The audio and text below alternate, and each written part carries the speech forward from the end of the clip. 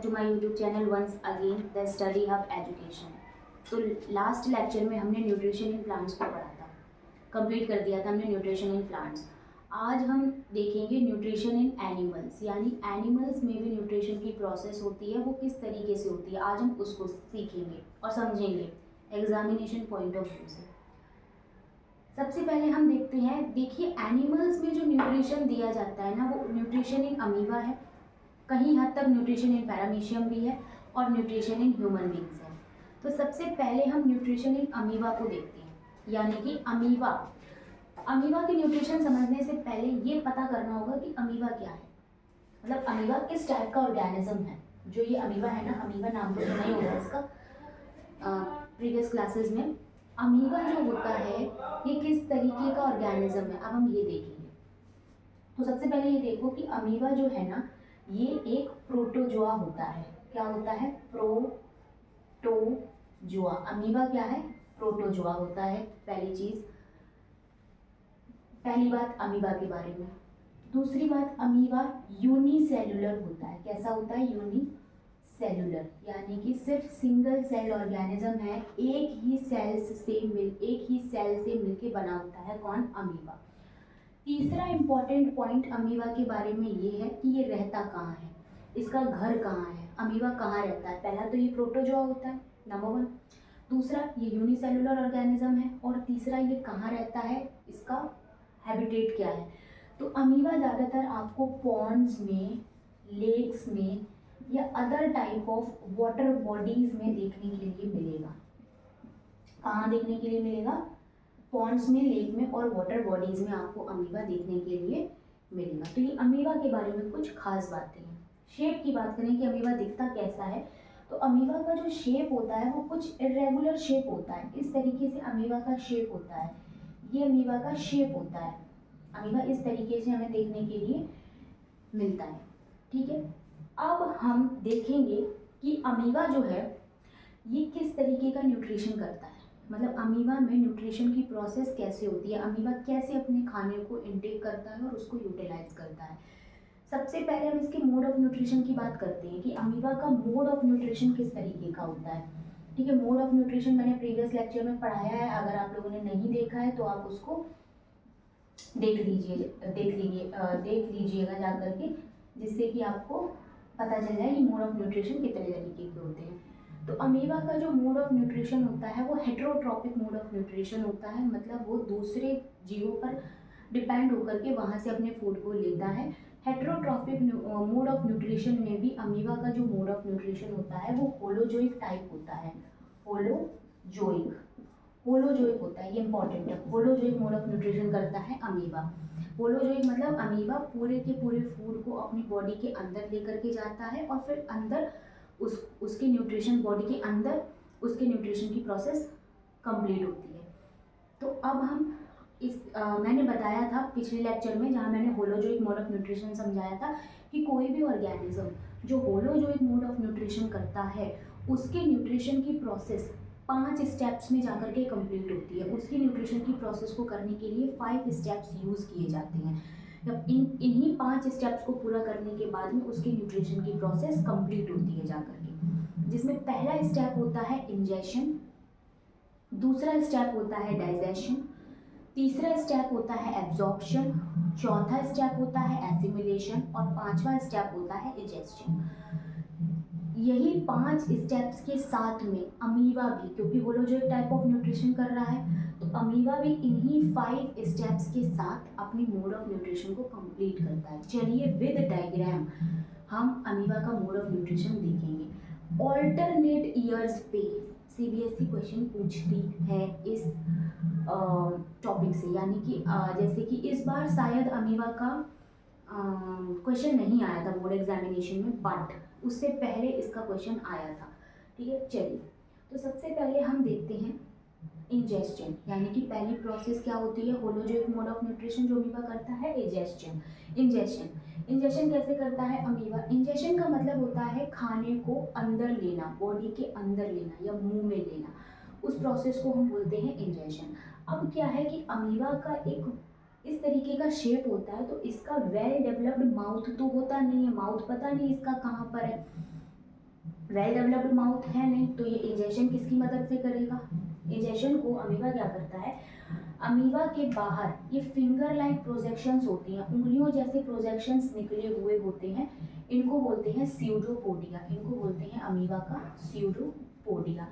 इन pseudopodia की मदद से अमीबा अपने फूड पार्टिकल को कैच करता है, यानी अंदर की ओर लेता है। इसका फूड पार्टिकल कोई माइक्रो ऑर्गेनिज्म भी हो सकता है, कुछ भी हो सकता है डिपेंडिंग ऑन द सिचुएशन, लेकिन ये फूड पार्टिकल को अंदर की ओर लेता है। सबसे पहले अमीबा इजेशन करता है स्यूडोपोडिया के द्वारा, अंदर finger pseudopodia finger like projections होते हैं जो अमीबा में निकले हुए होते हैं, उनकी मदद से ये फूड पार्टिकल को अंदर की ओर लेता है। उसके बाद ये पहला स्टेप हुआ इंजेशन यानी स्यूडोपोडिया की मदद से। दूसरा स्टेप होता है इसका डाइजेशन का। डाइजेशन अमीबा करता है फूड वैक्यूल, इसमें फूड वैक्यूल होता है, उसके अंदर इसका डाइजेशन होता है जाकर के, यानी वो जो फूड पार्टिकल है वो फूड वैक्यूल के अंदर चला जाता है डाइजेशन करने के लिए। तो डाइजेशन होता है फूड वैक्यूल के द्वारा। क्या होता है फूड वैक्यूल में जहाँ पर डाइजेशन होता है, तो फूड वैक्यूल में बहुत सारे डाइजेस्टिव एंजाइम्स होते हैं। क्या होते हैं? डाइजेस्टिव एंजाइम्स, डाइजेस्टिव केमिकल्स होते हैं जो फूड को डाइजेस्ट करने में मदद करते हैं। तो डाइजेशन होता है फूड वैक्यूल के द्वारा। उसके बाद में ये जो फूड वैक्यूल होता है ये छोटा छोटा स्मॉल पार्टिकल्स में टूट जाता है, यानी कि डाइजेशन हो जाता है इसका फूड वैक्यूल के अंदर। उसके बाद ये फूड छोटे छोटे पार्टिकल्स में टूट जाता है और एब्जॉर्प्शन यानी कि अपने साइटोप्लाज्म में अमीबा क्या करता है, ये बाहर जो स्ट्रक्चर है उसको साइटोप्लाज्म बोलते हैं। क्लास 9 में सेल एक बहुत ही इंपॉर्टेंट चैप्टर है, वहाँ पे हर चीज़ बताई गई है। तो यहाँ पर आपको साइटोप्लाज्म में अमीबा का जो डाइजेस्टेड फूड होता है वो धीरे धीरे एब्जॉर्ब होने लगता है, तो एब्जॉर्प्शन होता है साइटोप्लाज्म में अमीबा का। उसके बाद एब्जॉर्प्शन मतलब फूड पार्टिकल्स को एब्जॉर्ब कर लेना। उसके बाद आता है एसिमिलेशन का प्रोसेस। एसिमिलेशन मतलब जो डाइजेस्टेड फूड अमीबा का जो डाइजेशन हुआ उसके बाद जो साइटोप्लाज्म में फूड मिला उससे एनर्जी बनी, जिससे कि अमीबा का साइज भी बढ़ने लगा, धीरे धीरे अमीबा ग्रो करने लगा। जैसे उसके एसिमिलेशन की प्रोसेस हुई उसको एनर्जी मिलना शुरू हुई और उसके बाद जो इन सभी में इजेशन में डाइजेशन में जो भी वेस्ट प्रोडक्ट होता है, जो वेस्ट प्रोडक्ट बचता है वो अमीबा इजेशन की प्रोसेस से बाहर निकाल देता है। इसकी सेल वॉल यहाँ से रप्चर कर जाती है, इसकी सेल मेम्ब्रेन अमीबा की यहाँ से रप्चर कर जाती है और अनडाइजेस्टेड फूड बाहर निकल जाता है। तो ये होल है अमीबा का न्यूट्रिशन। तो एग्जामिनेशन पॉइंट ऑफ व्यू से हमें क्या क्या बातें याद रखनी है, हमें कुछ सर्टेन बातें याद रखनी है एग्जामिनेशन पॉइंट ऑफ व्यू से अमीबा के रिलेटेड में। पहला, अमीबा एक प्रोटोजोआ है। अमीबा यूनिसेलुलर ऑर्गेनिज्म होता है। अमीबा पॉन्ड्स में, लेक्स में, रिवर्स और other types of water bodies में रहता है। अमीबा का मोड ऑफ न्यूट्रिशन होता है होलोजोइक टाइप, ठीक है। अच्छा, उसके बाद हमें ये डायग्राम दिखाना होता है, डायग्राम को एक स्टेप बाय स्टेप करना होता है, जिसमें हमें ये बताना है कि इजेशन जो है वो अमीबा करेगा स्यूडोपोडिया की मदद से। डाइजेशन जो है वो अमीबा करेगा अपने अंदर फूड वैक्यूल में प्रेजेंट कुछ डाइजेस्टिव एंजाइम्स की मदद से। एब्जॉर्प्शन अमीबा का होता है उसी के साइटोप्लाज्म में। उसके बाद उसमें आती है एसिमिलेशन की प्रोसेस, जिसमें मोस्ट इंपॉर्टेंट अमीबा का साइज ग्रो हो जाता है। एंड नेक्स्ट आती है इजेशन की प्रोसेस, जिसमें जो अनवांटेड वेस्ट होता है डाइजेशन में, जो भी अनवांटेड वेस्ट निकला वो अमीबा की सेल मेम्ब्रेन रप्चर थोड़ी सी फटती है और वो अनडाइजेस्टेड जो फूड होता है वो बाहर निकल जाता है। तो इसको हम बोलते हैं न्यूट्रिशन इन अमीबा। चलिए अब हम देखते हैं कि nutrition in paramecium. Nutrition in paramecium almost amoeba से ही रिलेट करता है, बस हमें थोड़ा सा मैं आपको स्ट्रक्चर बना के समझा देती हूँ कि न्यूट्रिशन इन जो पैरामीशियम में जो न्यूट्रिशन होती है वो किसकी मदद से होती है, जैसे कि इजेशन किसकी मदद से होता है बेसिकली। तो मैं यहीं पे आपको बता देती हूँ, थोड़ा सा इरेज करके इसको।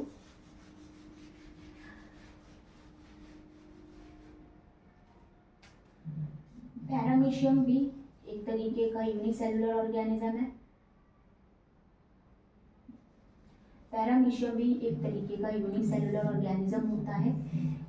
इसका शेप कुछ इस तरीके से, यानी जिस तरीके से हमारी वो क्या बोलते हैं हमारा स्लीपर होती है ना, स्लीपर जो हम स्लीपर पहनते हैं, उस तरीके से इसका शेप होता है। यहाँ पे इसका न्यूक्लियस होता है, साइटोप्लाज्म होता है, काफ़ी सारे स्ट्रक्चर्स इसमें भी लोकेटेड होते हैं, फूड वैक्यूल्स वगैरह अमीबा में होता है, ठीक है। अब अमीबा में जो इजेशन की प्रोसेस होती है ना, इंजेशन की जो प्रोसेस होती है अमीबा में, वो होती है इसमें सिलिया की मदद से, यानी अमीबा अपने फूड पार्टिकल को अंदर की ओर लेता है। ये जो पार्टिकल, ये जो निकले हुए पार्टिकल कांटे जैसे दिख रहे हैं, इनको हम बोलते हैं सिलिया।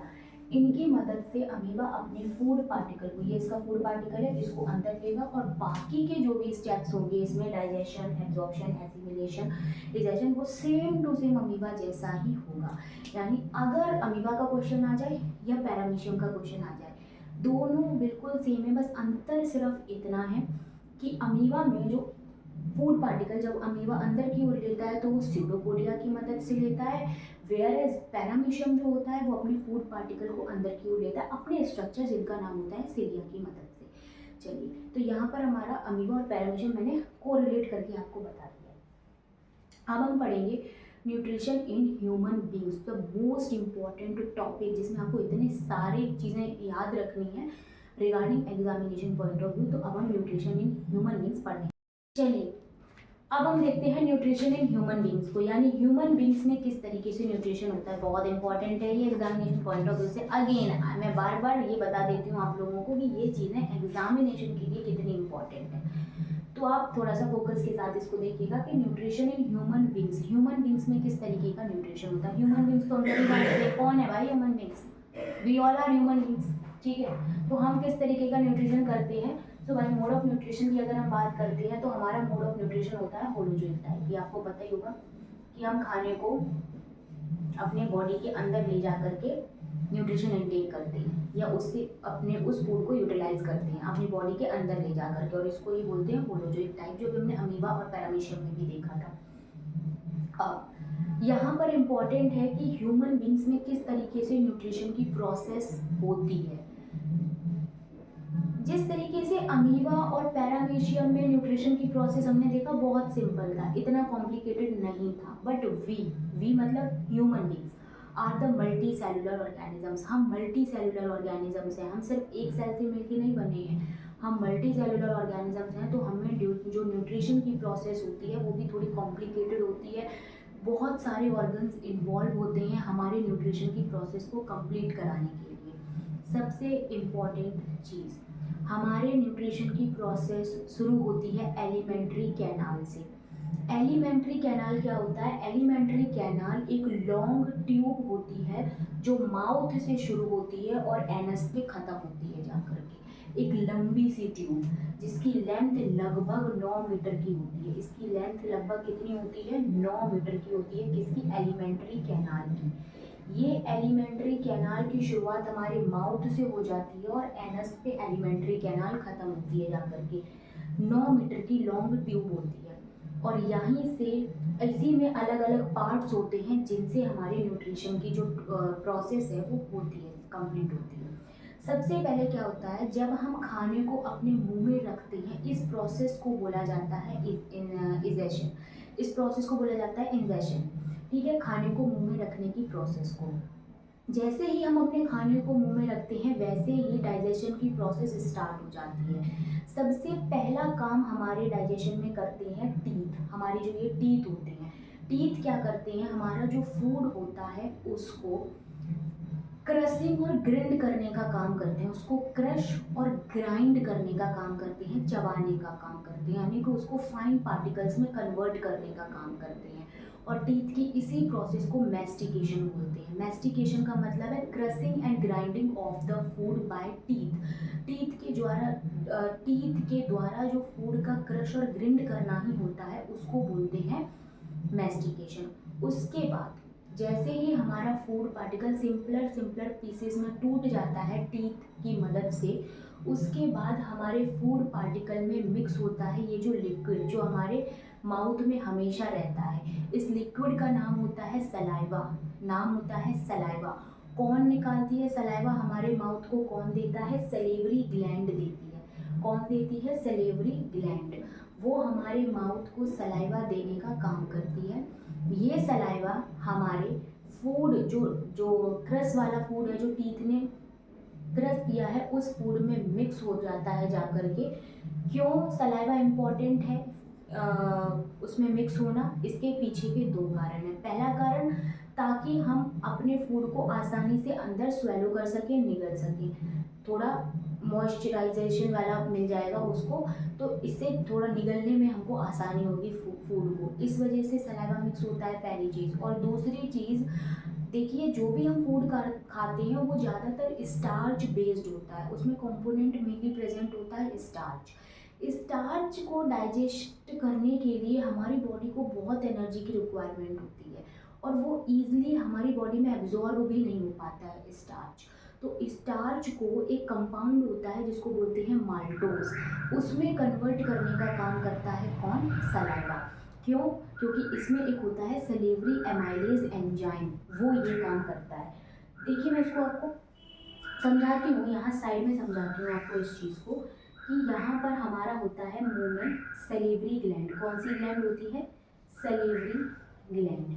ये सलेवरी ग्लैंड निकालती है सलाइवा, ये सलेवरी ग्लैंड निकालती है सलाइवा। इस सलाइवा में होता है salivary slavery slavery amylase amylase नाम का एक एंजाइम होता है, जो कि सलेवरी नाम अमाइलेज नाम का एक एंजाइम होता है, जो हमारे खाने में मौजूद स्टार्च को माल्टोज में कन्वर्ट कर देता है, माल्टोज में कन्वर्ट कर देता है। क्यों? क्योंकि स्टार्च हमारी बॉडी के लिए थोड़ा सा कॉम्प्लिकेटेड हो जाता है हमारी बॉडी को स्टार्च को डाइजेस्ट करने में, तो उसको माल्टोज में कन्वर्ट करना पड़ता है सबसे पहले, जो मुंह में ही होता है, माउथ में ही होता है, सलाइवा की मदद से। और दूसरा काम मैंने आपको सलाइवा का बताया कि सलाइवा का दूसरा काम क्या होता है? फूड को स्वेलो करवाने में मदद करना। तो ये सारी चीज़ें, टीथ ने पहले अपना काम किया, फिर सलेवरी ग्लैंड ने सलाइवा देकर के अपना काम किया, सलेवरी अमाइलेज ने फूड में काम किया। ये सारी चीज़ें हमारी हो रही थी अभी तक माउथ में, माउथ को बक्कल कैविटी भी कहते हैं। ये सारी चीज़ें हमारे फूड के साथ हो रही थी माउथ में। अब हमारा फूड आता है इस पाइप जैसे स्ट्रक्चर में, जिसको बोलते हैं ओइसोफेगस या फूड पाइप भी बोलते हैं, खाने की नली भी बोलते हैं या ओइसोफेगस भी बोलते हैं। हमारा खाना इधर आता है। अब ओइसोफेगस में मसल्स होती हैं, वो मसल्स कॉन्ट्रैक्ट करती रहती हैं, यानी कि खाने को अंदर की ओर पुश करने का काम करती हैं। ठीक है, इसी को बोलते हैं पेरिस्टॉल्टिक मूवमेंट, जो ओइसोफेगस में होता है। ओइसोफेगस में कौन सा होता है? पेरिस्टॉल्टिक मूवमेंट। ये पेरिस्टॉल्टिक मूवमेंट होता है ओइसोफेगस में। क्या होता है पेरिस्टॉल्टिक मूवमेंट? खाने को अंदर की ओर धकेलना, यानी कि जो ओइसोफेगस की मसल्स होती हैं वो खाने को अंदर की ओर पुश करती हैं। इस मूवमेंट को, इस प्रक्रिया को बोलते हैं पेरिस्टॉल्टिक मूवमेंट, जो कहाँ होता है? खाने के साथ में ओइसोफेगस में। फिर पेरिस्टॉल्टिक मूवमेंट की वजह से खाना आ जाता है हमारे स्टमक में, खाना आ जाता है हमारे स्टमक हमारा एक जे शेप का ऑर्गन होता है, जो हमारे चेस्ट कैविटी के नीचे लगभग लोकेटेड होता है। स्टमक जे शेप का ऑर्गन होता है। अब हमारा जो फूड होता है वो हमारा स्टमक में आता है। स्टमक में होती हैं गैस्ट्रिक ग्लैंड्स, स्टमक में होती हैं कुछ गैस्ट्रिक ग्लैंड्स, जो कि हाइड्रोक्लोरिक एसिड, पेप्सिन और म्यूकस, ये तीन एंजाइम्स को निकालने का काम करती हैं। हाइड्रोक्लोरिक एसिड, पेप्सिन और म्यूकस, ये एंजाइम्स निकलते हैं। ये कुछ केमिकल्स होते हैं जो हमारे स्टमक है उसमें जो गैस्ट्रिक ग्लैंड्स होती हैं वो इन केमिकल्स को निकालती हैं। केमिकल्स का नाम है हाइड्रोक्लोरिक एसिड, पेप्सिन और म्यूकस। क्यों निकालती हैं? जैसे ही खाना आता है वैसे ही सबसे पहले हाइड्रोक्लोरिक एसिड सीक्रेट होता है। हाइड्रोक्लोरिक एसिड क्या करेगा?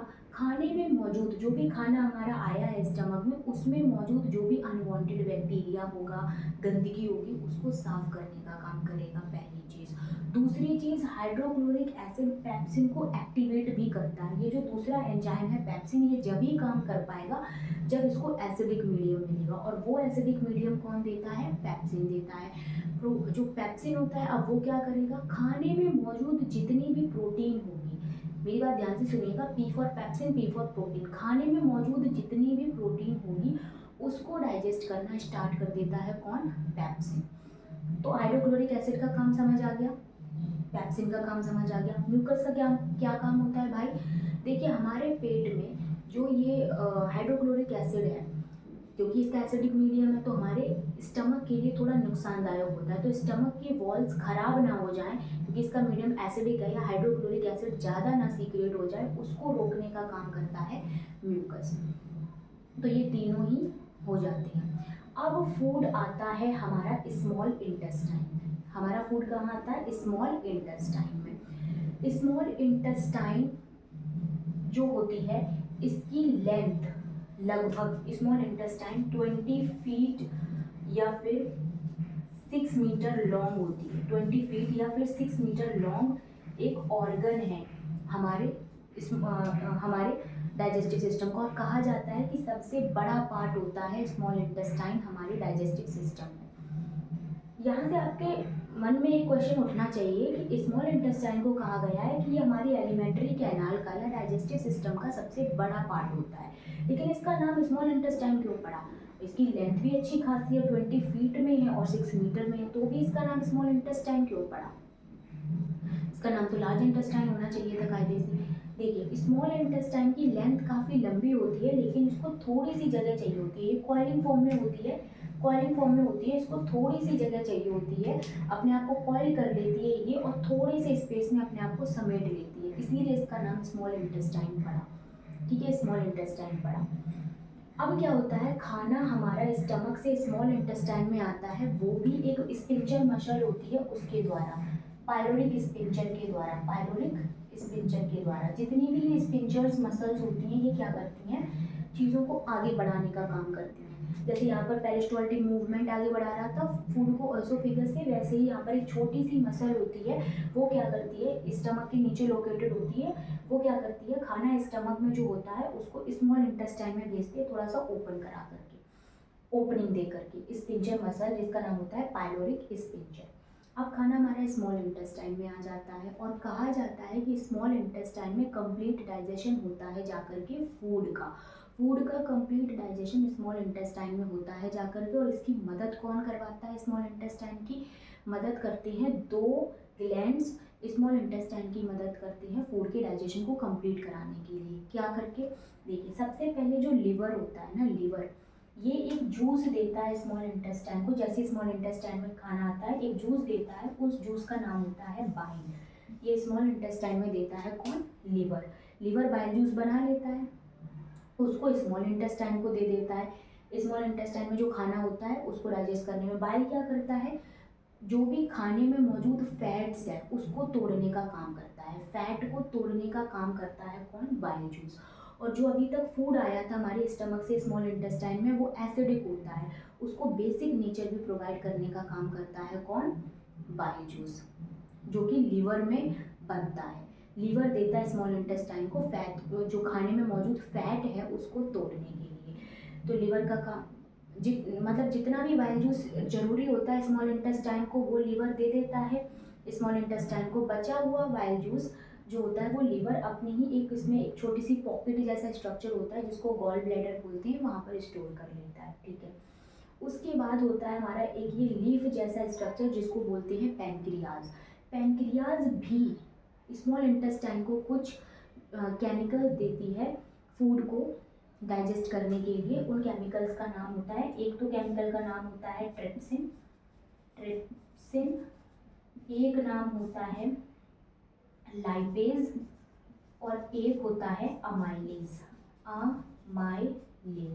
ट्रिप्सिन क्या करता है? जो पेनक्रियाज देती है स्मॉल इंटेस्टाइन को, ट्रिप्सिन खाने में मौजूद प्रोटीन को और ज़्यादा डाइजेस्ट करता है, लाइपेज फैट को और ज़्यादा डाइजेस्ट करने का काम करता है, और अमाइलेज जो होता है वो खाने में मौजूद कार्बोहाइड्रेट को और ज़्यादा डाइजेस्ट करने में मदद करता है। कौन? ये तीनों स्मॉल इंटेस्टाइन को मिलते हैं पैनक्रियाज से, ट्रिप्सिन, लाइपेज और अमाइलेज। और बाइल जूस कौन देता है? लीवर। और HCl, पैप्सिन और म्यूकस ये स्टमक के केमिकल्स होते हैं, तो ये ऐसा डाइजेशन होता है। अब क्वेश्चन है कि स्मॉल इंटेस्टाइन की, अभी तक हम देख रहे हैं कि स्मॉल इंटेस्टाइन की हर जो ऑर्गन है वो मदद कर रहा है कुछ डाइजेस्टिव जूसेस दे करके फूड को डाइजेस्ट करना, कंप्लीट डाइजेशन के लिए स्मॉल इंटेस्टाइन की मदद कर रहा है। लिवर अलग कर रहा है, पेनक्रियाज अलग कर रहा है, स्टमक ने अलग किया, लेकिन टैग तो स्मॉल इंटेस्टाइन को ये मिला है कि ये साइट होती है कंप्लीट डाइजेशन ऑफ फूड की। तो स्मॉल इंटेस्टाइन कुछ नहीं करता, करता है, बिल्कुल करता है, स्मॉल इंटेस्टाइन भी काम करता है। एक्चुअल में स्मॉल इंटेस्टाइन क्या करता है, फाइनली जो फूड का डाइजेशन होता है वो स्मॉल इंटेस्टाइन में ही होता है। क्यों? क्योंकि स्मॉल इंटेस्टाइन में भी कुछ केमिकल्स होते हैं जो आगे जा करके कार्बोहाइड्रेट को कंप्लीटली तोड़ देते हैं और सिंपलर फॉर्म्स में, जिसको बोलते हैं कार्बोहाइड्रेट टूटेगा स्मॉल इंटेस्टाइन में और सिंपलर फॉर्म में, जिसको बोलेंगे ग्लूकोज। प्रोटीन टूटेगा अमीनो एसिड में, प्रोटीन टूटेगा अमीनो एसिड्स में, फैट टूटेगा फैटी एसिड और ग्लिसरॉल में, फैटी एसिड और ग्लिसरॉल में। कौन? फैट। ठीक है, तो यहाँ पर हमारा स्मॉल इंटेस्टाइन काम कर देता है, कार्बोहाइड्रेट को फाइनली ब्रोकन कर देता है ग्लूकोज में, प्रोटीन को ब्रोकन कर देता है अमीनो एसिड में, फैट को ब्रोकन कर देता है फैटी एसिड और ग्लिसरॉल में, और बाद में जाकर के ये ब्लड में मिक्स हो जाते हैं। फिर ब्लड इसको अलग अलग सेल्स तक पहुंचाने का काम करता है। अब ब्लड में तो ये तो हो गया डाइजेशन। नेक्स्ट प्रोसेस आती है इंजेशन। हमने समझ लिया था कि माउथ में होता है, जब हम फूड को रखते हैं। डाइजेशन हमने यहाँ से या ओसोफेगस माउथ से लेकर के हमने स्मॉल इंटेस्टाइन तक देख लिया, डाइजेशन होता है। अब आएगा एब्जॉर्प्शन। एब्जॉर्प्शन क्या होता है? तीसरा स्टेप है ना होलोजिक न्यूट्रिशन का। एब्जॉर्प्शन कैसे होगा? ये जो ग्लूकोज बन गया, अमीनो एसिड बन गया, फैटी एसिड और ग्लिसरॉल बन गया, इसको ब्लड में एब्जॉर्ब कराने का काम एब्जॉर्प्शन है। तो वो कौन कराएगा? तो स्मॉल इंटेस्टाइन में छोटे छोटे फिंगर जैसे प्रोजेक्शंस होते हैं, जिनको हम लोग विलाई बोलते हैं। क्या बोलते हैं? विलाई। यही विलाई जो होते हैं, इनमें बहुत सारे ब्लड कैपिलरीज लोकेटेड होती हैं। तो ब्लड इन विलाई पर आकर के फूड को एब्जॉर्ब कर लेता है। ये छोटे छोटे फिंगर जैसे प्रोजेक्शंस आपको यहाँ देखने के लिए मिलेंगे स्मॉल इंटेस्टाइन में। इसीलिए कहा जाता है कि डाइजेशन भी स्मॉल इंटेस्टाइन में कंप्लीट होता है और एब्जॉर्प्शन भी स्मॉल इंटेस्टाइन में कंप्लीट होता है। छोटे छोटे फिंगर लाइक प्रोजेक्शंस जिनको विलाई होते हैं उनकी मदद से। तो एब्जॉर्प्शन हो गया। एसिमिलेशन मतलब एनर्जी को प्रोड्यूस करना, उसको यूज़ करना। उसके बाद आता है इजेशन। इजेशन का मतलब होता है रिमूवल ऑफ द वेस्ट। तो वेस्ट कैसे रिमूव होता है?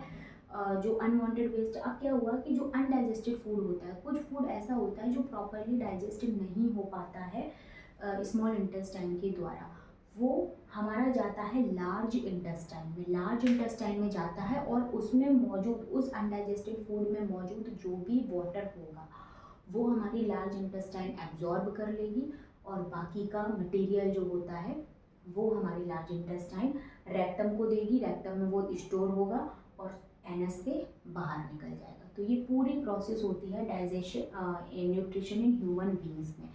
बहुत बहुत इम्पॉर्टेंट है, जिसमें आपसे सबसे ज़्यादा ये पूछा जाता है कि चलिए बताइए जो डाइजेस्टिव जूसेस होते हैं, बोर्ड कैसे क्वेश्चन पूछेगा? बोर्ड पूछता है कि हाइड्रोक्लोरिक एसिड का क्या फंक्शन होता है, what is the role of hydrochloric acid in the digestion of food, what is the role of pepsin, what is the role of trypsin, lipase, amylase, ये सारी चीज़ें पूछेगा। एमसीक्यू में किस तरीके से पूछेगा? एमसीक्यू में पूछेंगे कि पैनक्रिएटिक जूस बताओ इनमें से कौन सा है, कि इनमें से ये बताइए कि पैनक्रियाज से कौन, पैनक्रियाज के जूसेस का नाम क्या है। ऑप्शन दे रखे होंगे, आपको सिर्फ टिक आंसर पे टिक लगाना होगा।